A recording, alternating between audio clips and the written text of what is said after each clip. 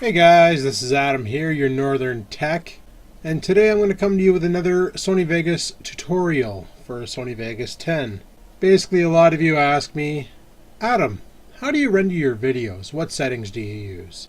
Well, I have an old vlog loaded up here. This is from Saturday actually, the Saturday past, and I'm going to show you how I render my videos, what settings I use, and we'll go from there. So, without further ado, let's get rolling on this. So basically, when you go to render, you go to render as, and it's going to basically go to whatever. I always render to my videos folder. There's the file name. I always save it as Sony AVC MP4 whatever 2TS AVC. Go down here to the custom setting.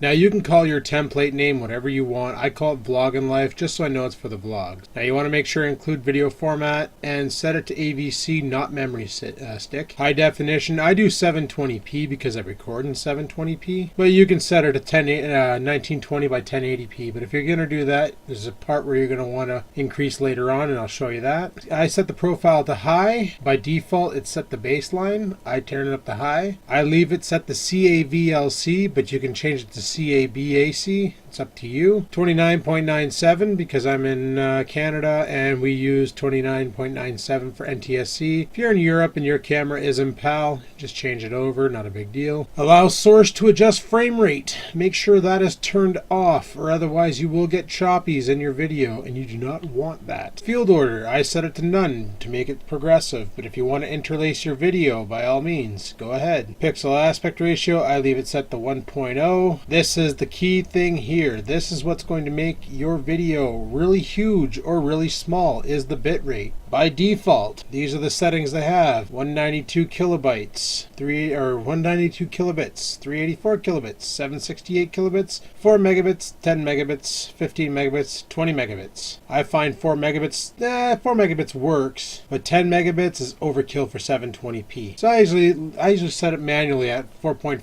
megabits.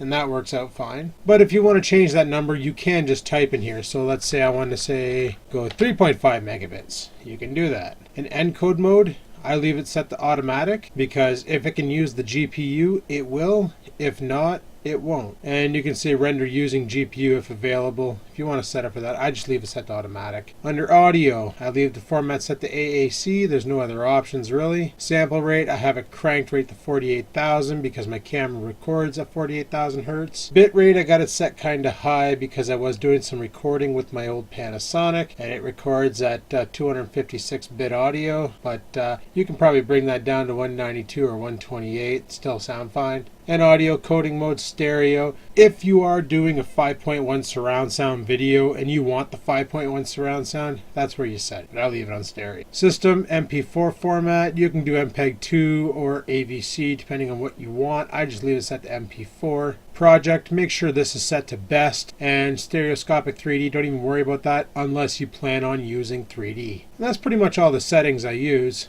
Once you have it all said and done, if you want to save the template, just label it up here, hit the save button, and at any given time you can go through this list and you'll see it within the list, usually at the top, and then there's all the other templates in here that they have access to. It's also down here at the bottom. Yeah, I got a couple of for VlogginLife there, but hopefully that was informative and helps you get some videos rendered. If you have any questions, leave them in the comments below. Thanks for watching, guys. Take care.